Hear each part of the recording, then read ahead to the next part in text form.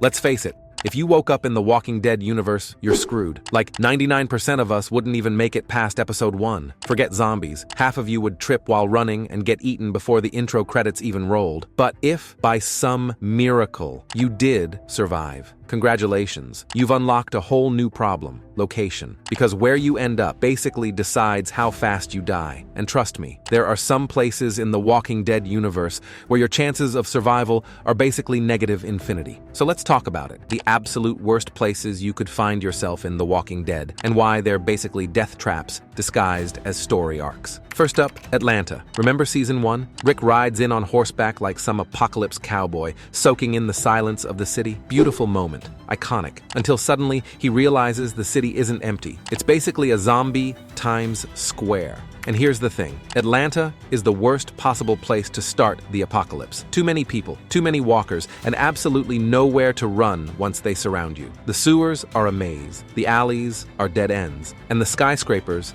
are basically giant walker traps. Unless you have Rick's plot armor, you're not making it out. For regular people like us, yeah, the city is basically a free buffet with your name on the menu. Then there's the prison. The prison arc. Fans loved it at first. Finally, the group had walls, fences, a base. They had a sense of safety. But here's the problem. Prisons are designed to keep people in, not zombies out. The fences weren't built for constant waves of rotting corpses leaning against them day and night. Eventually, they're going down. And when they do, the prison instantly transforms from a safe zone into a giant open-air feeding pen. Add in the governor and his psycho army rolling through with tanks, and suddenly your supposed fortress is just a Walker Costco, and you're the free samples. Speaking of the governor, let's talk about Woodbury. On the surface, Woodbury is paradise. Electricity, running water, smiling neighbors. They're even grilling food like it's a normal Sunday afternoon. Sounds perfect, right? Because it's all run by a narcissistic dictator with an eye patch and a god complex. The governor treats his people like props in his twisted little show,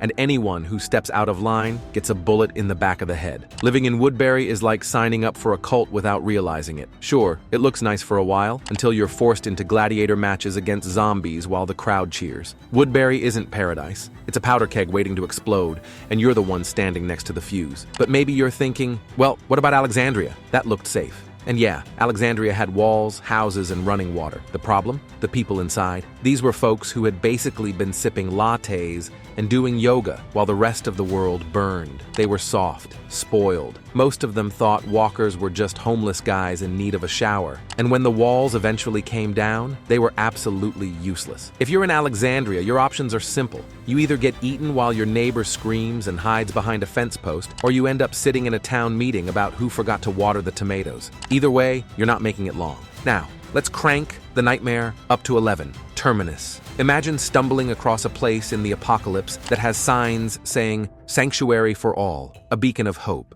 a place where survivors are welcome. Sounds like a dream, right? Wrong. Because in The Walking Dead, if something looks too good to be true, it's because they're trying to eat you. Terminus was literally a cannibal cult with marketing skills. Their entire survival plan was lure desperate people in, fatten them up, and then butcher them like livestock. Honestly, I'd rather take my chances in Atlanta with the endless swarm than spend 5 minutes in Terminus. At least with walkers, you know what you're dealing with. But the nightmare doesn't stop there. Because then we have the sanctuary, Negan's base. And let's be clear, yes, it's secure, yes, it's stocked, and yes, people are alive. But survival under Negan comes with a price. You're either one of his soldiers, working 16-hour days for scraps, or you're one of his wives, which, let's not even go there. And if you ever step out of line, well, let's just say Lucille has a way of reminding you who's in charge. Living in the sanctuary might look stable from the outside, but inside, it's basically North Korea with zombies scratching at the walls. The only thing scarier than the walkers is the man holding the bat.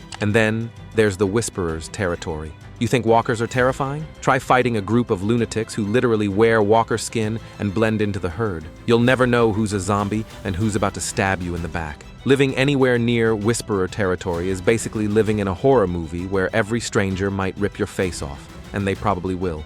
Now, you might be wondering, okay, so where is safe? And the answer is nowhere. That's the whole point. The Walking Dead loves dangling hope in front of us, only to smash it with a sledgehammer. Every safe zone eventually falls. Every wall comes down. Every leader loses control. The real truth is, the absolute worst place to be in the Walking Dead universe is literally anywhere. Atlanta, Woodbury, the prison, Alexandria, Terminus, the sanctuary. Take your pick. No matter where you end up, the walkers will come, the psychos will come, and AMC will drag it out for at least 3 filler episodes before finally killing you off in a mid-season finale. And that's why The Walking Dead is brutal, because deep down, it's not about survival. It's about the inevitable. You can run, you can hide, you can build your fences and plant your gardens, but at the end of the day, no place is safe. The apocalypse doesn't allow it. So yeah, if you're sitting at home fantasizing about which community you'd pick or what group you'd join, let me save you some time. The best place to be in the Walking Dead universe is anywhere else. Literally anywhere else. Because here, no matter how good it looks at first, it always ends the same way. With blood, fire,